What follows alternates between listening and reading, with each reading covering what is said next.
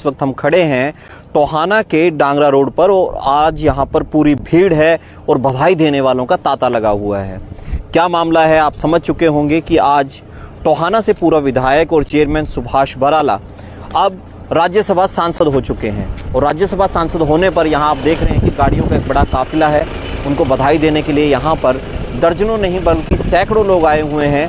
आज वो जगह जगह जहाँ भी टोहाना में रुके वहाँ पे उनका जोरदार स्वागत किया गया, फूल मालाओं से स्वागत किया गया। उसके बाद उनके कार्यकर्ता काफिले के रूप में यहाँ पहुँचे। यहाँ पहुँचकर उन्होंने सबकी बधाइयाँ स्वीकार की और इसके बाद एक प्रेस वार्ता हुई, जिस प्रेस वार्ता में उन्होंने स्पष्ट रूप से संदेश दिया कि टोहाना में आगे जो भी विधायक बनेगा वो भाजपा का होगा। और पूरे हरियाणा में उन्होंने ये भी संदेश दिया कि जो 10 की 10 लोकसभा की सीटें हैं वो भी भाजपा के खाते में जाएंगी। और अगर बड़ी पंचायत की बात करें, पूरे देश की बात करें, तो उन्होंने कहा है कि 370 सीटें भाजपा के खाते में जाने वाली हैं, यानी कि 400 पार का जो नारा है उसको ऊपर भी वो बातचीत करते हुए दिखाई दिए।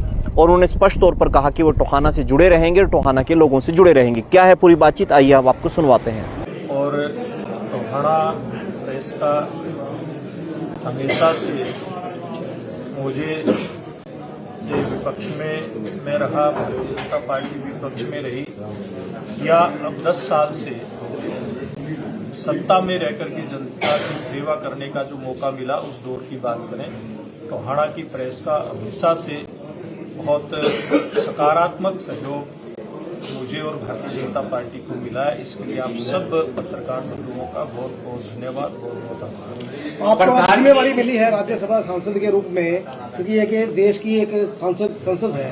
अब आपके क्या एम हो रहेंगे आपके आगे कि आप क्या देश के लिए अलग से कुछ करना चाहेंगे? देखिए, देश की संसद के अंदर रहकर अपने फतेहाबाद जिले के लिए, हरियाणा के लिए, देश के सब तरह से काम करने का अवसर एक सांसद को मिलता है। और मैं भारतीय जनता पार्टी की नीति, भारतीय जनता पार्टी की कार्यप्रणाली, कार्यपद्धति, उस पर चलते हुए जो भी देश प्रदेश के हित की बात होगी, उस हर काम के लिए मैं भरपूर प्रयास करूंगा कि उसके अंदर मेरा भी योगदान हो। प्रधान जी, आपका अगर राजनीतिक कैरियर की बात की जाए तो बहुत प्राइमरी स्कूल, फिर मिडिल स्कूल, फिर हाई स्कूल, आज आपको देश की यूनिवर्सिटी में एडमिशन मिल गया है और टोहाना के लोग आपसे बहुत सी उम्मीदें लगाए बैठे हैं। पिछले शासनकाल में बहुत सी योजनाएं, इस बार आप किस चीज पे फोकस करके टोहाना को क्या सौगात देंगे? देखिए, निश्चित रूप से किसी भी चुने हुए प्रतिनिधि के प्रति, चाहे वो पंच से लेकर के और देश की सबसे बड़ी पंचायत का प्रतिनिधि हो, जनता की उसके प्रति अपेक्षाएं होती हैं, होनी भी चाहिए। और मैं तो एक बात कहता हूं, आज से 10 साल पहले तक भारतीय जनता पार्टी और भारतीय जनता पार्टी का कार्यकर्ता विपक्ष की भूमिका निभाता था। बड़े अच्छे तरीके से हमने प्रयास किया, पूरी टीम ने, कि अपनी वो भूमिका निभाई जाए। और अब पिछले 10 साल से केंद्र में भारतीय जनता पार्टी की सरकार है, हरियाणा में भारतीय जनता पार्टी की सरकार है।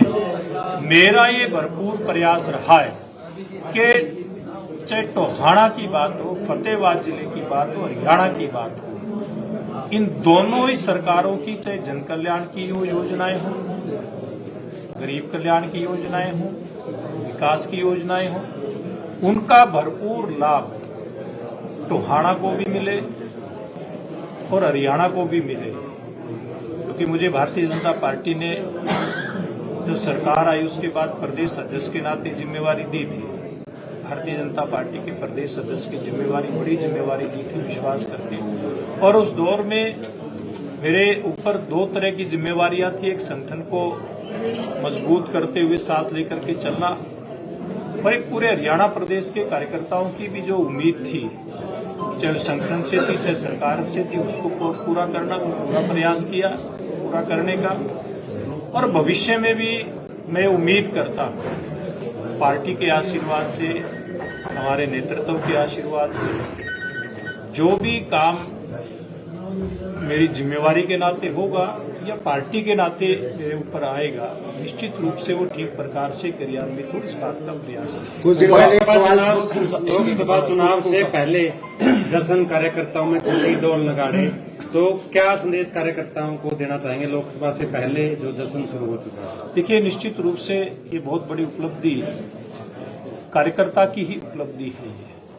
एक साधारण से कार्यकर्ता के नाते मुझे देश के प्रधानमंत्री, दुनिया के सबसे बड़े नेता नरेंद्र मोदी जी ने, पार्टी के राष्ट्रीय अध्यक्ष आदरणीय जेपी नड्डा जी ने, भारतीय जनता पार्टी के हमारे वरिष्ठ नेता हरियाणा प्रदेश के यशस्वी मुख्यमंत्री मनोहर लाल जी ने, प्रदेश अध्यक्ष जी ने जो विश्वास करके ये जिम्मेवारी मुझ पर सौंपी है, तो कार्यकर्ताओं को साथ लेकर के, और जो चुनाव का मौका है, जैसी आप बात कह रहे हो, इसके कारण से निश्चित रूप से कार्यकर्ताओं के अंदर एक जोश का संचार हुआ है। एक एक कार्यकर्ता, चाहे वो टोहाना का हो या हरियाणा का हो, हर एक को इस बात की खुशी हुई है कि कार्यकर्ता को जिम्मेवारी मिली है। तो निश्चित रूप से मैं आपके माध्यम से कार्यकर्ताओं से आग्रह भी करना चाहूंगा, कार्यकर्ता इस काम के अंदर लगे भी हैं कि एक एक कार्यकर्ता अपनी भूमिका निभाए और हरियाणा के अंदर फिर से 10 सीटें जीतने का इतिहास दोहराया जाए और फिर से एक बार नरेंद्र मोदी जी देश के प्रधानमंत्री बने। तो कार्यकर्ताओं का एक भी है, विधानसभा क्षेत्र की बात करें तो कार्यकर्ताओं का अब की बार मन था कि आप भी कहते थे टोहाना से चुनाव लड़ेंगे और पार्टी ने एक बहुत ही मुख्य पद आपको दिया है, तो कार्यकर्ताओं को क्या संदेश देना चाहेंगे? जैसे कि वो ये तो देखिए, कार्यकर्ता के नाते पार्टी ने जो भी जिम्मेवारी दी है, मैं पहले भी एक बार कहता आया हूँ, इच्छा बेशक मेरी, क्योंकि टोहाना से मैंने लंबा संघर्ष किया है। मैं 1995 में शुगर मिल के रास्ते से यहाँ की स्थानीय राजनीति में मैंने पदार्पण किया था। उसके बाद से लेकर के, जैसे मैंने पहले कहा, विपक्ष के नाते भी भूमिका निभाई, सत्ता पक्ष के नाते भी भूमिका निभाई, और ये स्वाभाविक होता है कि कार्यकर्ताओं का भी मन और क्षेत्र की जनता का भी मन कि यहाँ रह करके विधानसभा के नाते पार्टी के कार्यकर्ता और क्षेत्र की जनता की सेवा की जाए। लेकिन ये पार्टी का एक आदेश होता है, कार्यकर्ताओं के लिए पार्टी का आदेश हमारे लिए सर्वोपरि है। लेकिन मैं एक बात कहना चाहता हूँ, बेशक राज्यसभा में मुझे भेजा गया है पार्टी के शीर्ष नेतृत्व के द्वारा, लेकिन मैं टोहाना भारतीय जनता पार्टी का मूल कार्यकर्ता हूँ और मैं कार्यकर्ताओं के बीच में रह करके टोहाना के कार्यकर्ताओं के माध्यम से कार्यकर्ताओं के सुख दुख में अपने आप को शामिल करते हुए कैसे टोहाना क्षेत्र की जनता की बेहतरी के लिए हम कर सकते हैं, ये प्रयास मेरा भविष्य में रहेगा। अरोड़ा जी, आप भाजपा के प्रदेश अध्यक्ष भी रहे हैं, यहाँ से विधायक भी रहे हैं, भाजपा के अब अगला प्रत्याशी कौन होगा यहाँ से? देखिए, भारतीय जनता पार्टी तय करेगी कि कौन कार्यकर्ता चुनाव यहाँ से लड़ेगा, लेकिन लड़ेगा भारतीय जनता पार्टी का लड़ेगा। अभी हरियाणा में किसानों का आंदोलन चल रहा है, तो क्या अपील करेंगे आप किसानों से? देखिए, मैं एक बात कहना चाहूंगा, ये जो सरकार नरेंद्र मोदी जी के नेतृत्व में चल रही है भारतीय जनता पार्टी की, एनडीए की, इस सरकार ने हमेशा से किसान कल्याण के लिए काम किया है।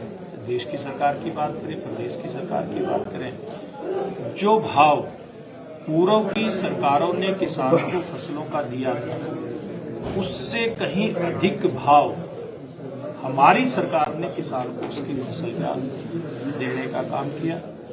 हरियाणा की सरकार ने मुख्यमंत्री मनोहर लाल जी के नेतृत्व में, चाहे किसान की फसल का खराबा हुआ हो उसका मुआवजा देने की बात, या किसान की फसल की बिक्री की व्यवस्था ठीक प्रकार से हो उसकी बात हो, या भावांतर भरपाई योजना के चलते जिन फसलों की सरकारी खरीद नहीं हुई, उन किसानों को उन फसलों का जो भाव का अंतर है उसकी भरपाई करते हुए किसान का भला करने की बात हो, ऐसा हर कदम हमारी प्रदेश की सरकार ने उठाया है और निश्चित रूप से भविष्य में आगे भी हमारी सरकारें किसान कल्याण के लिए काम करती रहेगी। तो मैं आपके माध्यम से ये उम्मीद करता हूं और अपील भी करता हूं किसान भाइयों से कि किसान भाई देश के प्रधानमंत्री नरेंद्र मोदी जी के ऊपर विश्वास करें और मिलजुल करके ये जो एक बीच में ब्रेकर आया है, बातचीत चल रही है। मैं ये उम्मीद करता हूं जिस प्रकार की समझदारी के साथ दोनों पक्षों में बातचीत चल रही है, सरकार और किसान संगठनों में, बहुत जल्दी इसका हल निकलेगा और देश और किसान के हित में निकलेगा। राजेश जी, प्रधान जी गांव सम्मेलन में जब आप कार्यकर्ता को संबोधित कर रहे थे तो आपके मुंह से 2-3 बार ये शब्द निकला कि कुछ रोड़े सामने आए हैं, उन रोड़े को दूर हटा दिया जाएगा, चाहे टोहाना के विकास की बात की जाए। कौन सा रोड़ा? बहुत सारी होती है, ये चलते चलते ज्यादा व्याख्या करने की बात की जरूरत नहीं है, लेकिन चलते चलते बहुत सारी समस्याएं आती है। आदमी व्यक्ति अपने घर परिवार को चलाता, उसमें कई प्रकार की दिक्कतें आती हैं। ये तो पूरा समाज की बात होती है। निश्चित रूप से मैं ये उम्मीद करूंगा कि भविष्य में एक विकसित टोहाना के लिए हम सब मिलकर के मुख्यमंत्री मनोहर लाल जी के नेतृत्व में पार्टी जो मेहनत करने वाले कार्यकर्ता हैं उनके लिए जो है चुकाने वाले खुलासे करते हैं, क्या मानते हैं कि आपके लिए भी इस तरह का खुलासा जो है पार्टी ये हुआ है ना, ये कोई छोटी बात नहीं है। साधारण से कार्यकर्ता को देश के उच्च सदन के अंदर भेजना, ये भारतीय जनता पार्टी की जो कार्य पद्धति है उसका ये हिस्सा। मैं तो एक साधारण से कार्यकर्ता के रूप में अपना काम शुरू करने वाला कार्यकर्ता हूं। कल को अगर मान लो मंत्री जी बीजेपी ज्वाइन करते हैं, क्या मानने की बीजेपी के टिकट मिल गया? देखिए, राजनीति में मान लो मूलधन का कोई हिसाब किताब नहीं होता, ये यथार्थ के ऊपर राजनीति चलती है। मैंने कहा कि भारतीय जनता पार्टी का कार्यकर्ता ही टोहाना से चुनाव लड़ेगा और निश्चित रूप से जीत करके आएगा और फिर भारतीय जनता पार्टी की सरकार देश की तरह हरियाणा प्रदेश में बनेगी। मैं दावे के साथ। भारत में अभी बीजेपी पार्टी की बात करें, बजट पेश देखिए, मैं एक बात ये कहना चाहूंगा, कल बजट का सेशन शुरू होगा और ये जो बजट है हरियाणा के, चाहे वो गरीब हो, चाहे किसान हो, युवा हो, महिला वर्ग हो या व्यापारी वर्ग हो, सबके लिए कल्याणकारी ये बजट होगा। मैं ये उम्मीद लगा करके चल सकता हूं, क्योंकि मुख्यमंत्री के नाते एक 9 साल से ज्यादा का जो अनुभव मनोहर लाल जी का हुआ है और वो खुद वित्त मंत्री भी हैं। पूर्व में भी उन्होंने हरियाणा प्रदेश की जनता का जो खजाना है उसका ठीक से सदुपयोग किया, हरियाणा की जनता की बेहतरी के लिए किया, हरियाणा के विकास के लिए किया। ये बजट भी हरियाणा की जनता की बेहतरी का और हरियाणा के विकास का होगा। पवन जी, सर पहले तो ये है कि अभी आम आदमी पार्टी के 3 पार्षद चंडीगढ़ में मेयर के चुनाव में आम आदमी पार्टी को छोड़ के इसमें शामिल हुए हैं। पहले तो ये है कि पहले बीजेपी में भी कयास लगाए जा रहे थे कि इसमें घोटाला हुआ, विपक्ष के आरोप थे। दूसरा ये है कि अगर जिस तरह से ये मौजूदा हालात हैं, बीजेपी में वरिष्ठ नेता आ रहे हैं बार बार, तो टोहाना से भी कोई संपर्क में है अलग अलग पार्टियों से? देखिए, चंडीगढ़ के घटनाक्रम का ज्यादा मैं ब्यौरा आपको नहीं दे पाऊंगा, लेकिन ये जरूर है, चाहे चंडीगढ़ में पार्षद आने की बात हो या हरियाणा प्रदेश में बड़े बड़े कांग्रेस के नेता भारतीय जनता पार्टी में आए हैं। कई पूर्व मुख्यमंत्री भी इस दौर के अंदर नरेंद्र मोदी जी के नेतृत्व में आस्था जताते हुए भारतीय जनता पार्टी उन्होंने ज्वाइन की है और एक बार फिर से देश के अंदर नरेंद्र मोदी जी के नेतृत्व में एक विकासशील सरकार बने, इस बात की इच्छा बहुत सारे लोगों के मन में है। वो भारतीय जनता पार्टी के अंदर लक्की राष्ट्रीय जैसे रेलवे स्टेशन के सामने है, वहाँ पे एक पार्क बनाने की आपने घोषणा की, आपका सपना था कि शहर को सुंदर बनाएं। देखिए, वो मेरा एक उसका मैंने पत्राचार भी रेलवे विभाग से किया था, लेकिन रेलवे विभाग की वो जो है एक उनकी योजना थी कि प्रदेश की सरकारों से स्थानीय निकाय के माध्यम से इस प्रकार के डेवलपमेंट के काम हो सके, वो योजना उन्होंने बदल दी है। भविष्य में अगर कोई इस प्रकार का कोई उनकी योजना होगी रेलवे विभाग की, क्योंकि अब मुझे मौका मिला है केंद्र में जाने का, अगर कोई योजना होगी तो भविष्य में इसके ऊपर काम किया जाएगा। टोहाना की कोई दिक्कत नहीं है।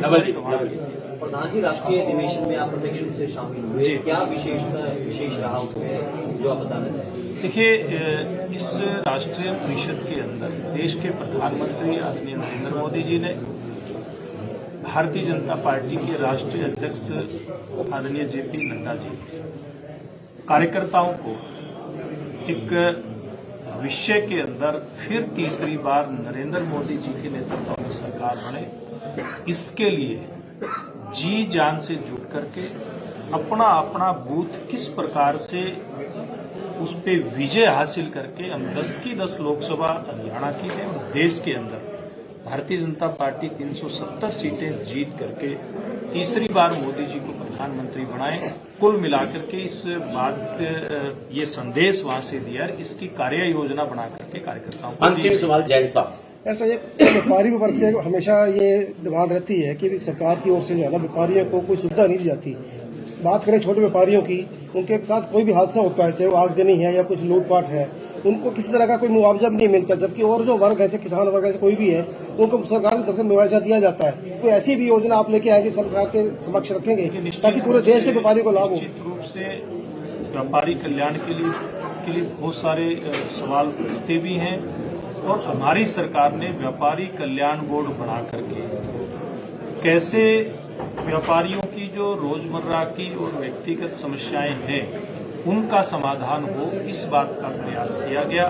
हमारे पार्टी के नेता व्यापारी भाइयों के बीच में गए, उनकी समस्याओं को सुना और बहुत सारे मामलों में विचार होकर के क्रियान्वित भी हुए। और मैं भविष्य में एक ही बात कह सकता हूं कि हमारे व्यापारी भाइयों की रोजमर्रा की समस्या का समाधान भी होगा। लेकिन हमारी सरकारें, चाहे देश की सरकार हो, प्रदेश की सरकार हो, इसने ईज ऑफ डूइंग बिजनेस इस मामले में इतना काम किया कि हमारे देश के प्रत्येक नागरिक को, प्रत्येक व्यापारी को अपना व्यापार करने में सुगमता हो। पहले जिस प्रकार की समस्याएं आती थी, जिस प्रकार की दिक्कतें आती थी व्यापार को बढ़ाने में, व्यापार को करने में, उनको एक एक करके उनको समाप्त किया गया है। और ईज ऑफ डूइंग बिजनेस के मामले में देश भी आगे बढ़ा है और हरियाणा प्रदेश भी आगे बढ़ा है। धन्यवाद जी। लेटेस्ट वीडियोस के लिए अभी सब्सक्राइब करें A1 हरियाणा को और प्रेस करें बेल आइकन ताकि सभी अपडेट्स आपको मिले सबसे पहले।